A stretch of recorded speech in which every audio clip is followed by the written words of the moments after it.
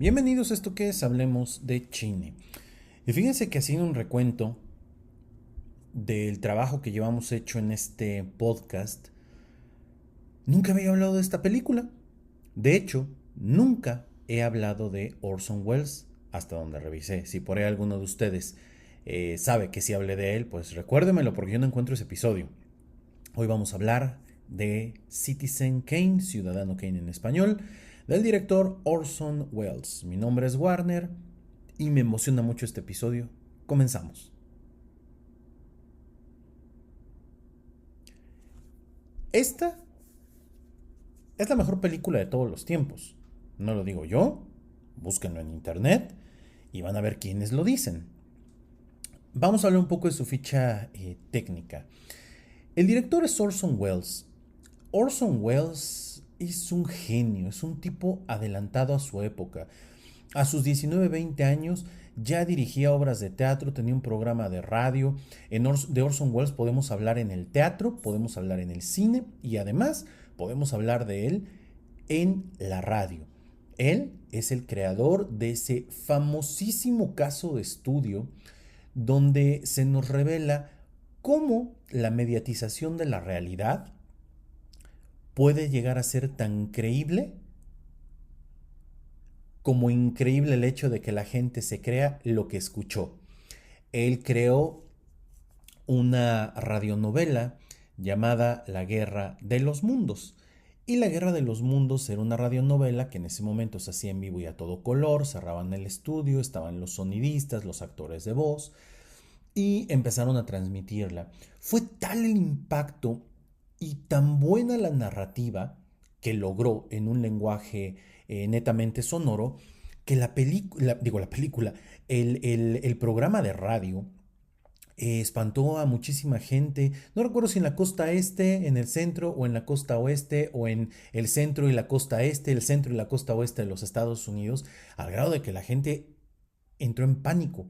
Pensaron que había una invasión extraterrestre de tan bien realizada que estaba esta idea, una adaptación de la obra literaria de George Wells. O sea, este tipo, Orson Welles, por eso les digo, era un adelantado a sus tiempos.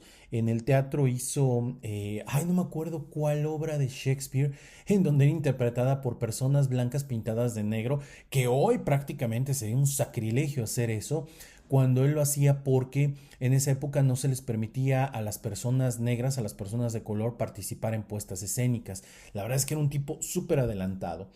Y cuando decide participar en el cine, hace varias obras, pero la más relevante es El Ciudadano Kane. Con guión de Herman Mankiewicz y el mismo Orson Welles. Esta es una obra que no está inspirada en un libro como lo he venido haciendo a lo largo de estos últimos episodios. Es una obra inspirada en la vida del magnate de los medios William Randolph Hearst. De hecho, déjenme decirles que si ustedes vieron esta serie de HBO, ¿cómo se llama? Se me fue. Hereditary. Sí, hasta un programa en Hablemos de Series de esto. Pues hay mucha influencia de esta idea de lo que William Randolph Hearst hacía con sus medios de comunicación. Ahorita les digo el nombre de la serie porque no me quiero quedar totalmente fuera de foco. Denme 2 segundos. Succession. Entonces, bueno, William Randolph Hearst en su momento era el magnate de los medios, tenía a los periódicos más importantes y sobre todo William Randolph Hearst manipulaba la información que en estos periódicos se ponía. Por ello, Orson Welles era muy crítico de este personaje. El diseño de vestuario estuvo a cargo de Edward Stevenson, el diseño de producción por parte de Van Nest, Paul Glass, y el director de fotografía fue Greg Toland, que, bueno, pues obviamente ahí también estuvo muy metido Orson Welles. La película es estrenada en 1941. Como les dije, es considerada por críticos y cineastas, gente que sabe más que yo, la mejor película en la historia del cine. Esta obra maestra revolucionó sobre todo el lenguaje cinematográfico con su narrativa no lineal, su innovadora técnica de profundidad de campo y sus recursos visuales. Dirigida y protagonizada por un joven Orson Welles con tan solo 25 años, la película marca un hito en el cine y consolida a Welles como uno de los artistas más influyentes del siglo XX. De hecho, esta es una película que podríamos decirlo así, eh, utiliza este género del cine noir para tratar de contarnos y develar el misterio de la muerte de Charles Foster Kane. La película comienza con la muerte del magnate de los medios, Charles Foster Kane, un nombre compuesto de dos nombres y el apellido, como el de William Randolph Hearst. De hecho, si lo pronuncias William Randolph Hearst y luego dices Charles Foster Kane, pues hay cierta similitud. Interpretado por Orson Welles, quien pronuncia la enigmática palabra en su último suspiro, Rosebud. Rosebud. Intrigado por su significado, un periodista llamado Jerry Thompson investiga la vida de Kane, entrevistando a personas cercanas a él para descubrir el misterio detrás de su última palabra. Yo recuerdo que la primera vez que vi algo alusivo a esto fue en aquella caricatura de los 90, los Tiny Toons, cuando Max, el magnate, el niño problema de la serie, tira una de estas bolas que tienen adentro cosas de nieve, como lo hace el ciudadano Kane. Y no me acuerdo qué palabra dice. Yo dije, se vio muy padre, ¿no? Cuando eres niño, es de escenas que te impactan. Cuando lo vi en la película dije, wow. También en Los Simpson hay un episodio precisamente donde se hace alusión a esta película. Bueno, que no han hecho Los Simpson en tantos años. Y a través de una narrativa no lineal, la historia va reconstruyendo la vida de Kane, desde su humilde infancia hasta su ascenso como un poderoso empresario y su posterior caída. Kane es retratado como un hombre ambicioso que acumula riqueza y poder, pero cuyo carácter egocéntrico y manipulador lo llevan a perder a las personas que más le importan. La película culmina revelando que Rosebud es el nombre del trineo de su infancia, simbolizando la inocencia y felicidad que Kane perdió al ser arrancado de su hogar para perseguir una vida de éxito material. Esta revelación sugiere que, a pesar de todo su poder, Charles Foster Kane murió anhelando algo que nunca pudo recuperar. Una joya de historia. A lo mejor para mucha gente joven dirán, película en blanco y negro. Güey, el cine que estás viendo hoy deriva de esa película y sentó las bases para muchas cosas que hoy se hacen y se experimentan. Pero vamos por partes, ¿no? ¿Por qué esta película es considerada la mejor película de la historia? 1. Tiene una innovación técnica y narrativa. De entrada, es una narrativa no lineal. Hasta ese momento en el cine estábamos acostumbrados a que nos contaran historias con un inicio, un hito, algo que cambia la normalidad, un desarrollo que nos va haciendo el increchendo de la película, hasta que llegamos a un clímax. A partir de ese clímax, la película siempre empieza a desentramarse para llegar a un final. Era una historia totalmente lineal. Ahora, en lugar de contar la historia cronológicamente, Wells utiliza flashbacks y múltiples perspectivas para reconstruir la vida de Kane. ¿Ok? Esto cambia por completo la manera como veíamos el cine en esa época. La profundidad de campo. Greg Toland, el director de fotografía, empleó un uso magistral de la profundidad de campo, permitiendo que todos los elementos de la escena, desde el primer plano hasta el fondo, estuvieran enfocados. Esto le dio al espectador una experiencia visual más inmersiva. Los ángulos de cámara eran innovadores. Wells utilizó ángulos bajos, tomas largas y movimientos de cámara que no se habían explorado de forma tan audaz hasta ese momento. Y por otro lado, el diseño de sonido. La película utiliza técnicas teatrales para el sonido, un legado del trabajo de Wells en el teatro y la radio, lo que ya comenté con la Guerra de los Mundos. Otro punto importante de por qué esta película es tan importante. Aquí ya rompimos con varias cosas que eran como reglas básicas. La complejidad temática. Citizen Kane es más que la historia de un hombre. Es una reflexión sobre el poder, el ego y la insatisfacción humana. Examina cómo la ambición y el éxito pueden alinear a las personas de sus propios valores, perdón, alienar. Se me está trabando mucho la lengua desde hace un rato que estoy grabando. Puede alienar a las personas de sus propios valores y relaciones.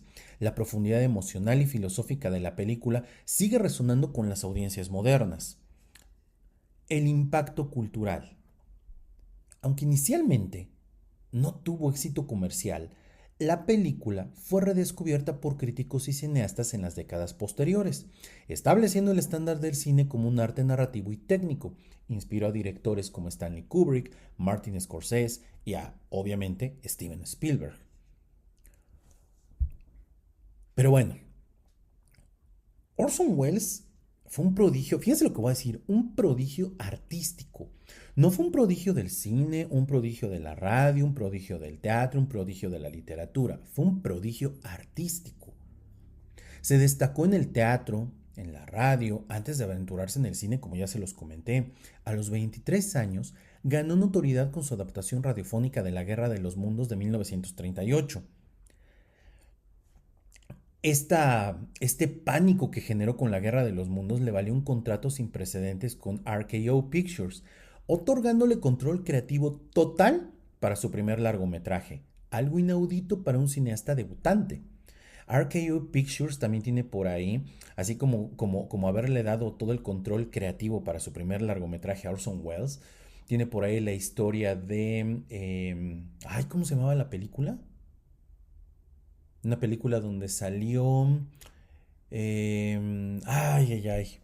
La película está que se filmó en una zona donde hacían pruebas nucleares y todo el elenco acabó muriendo eventualmente.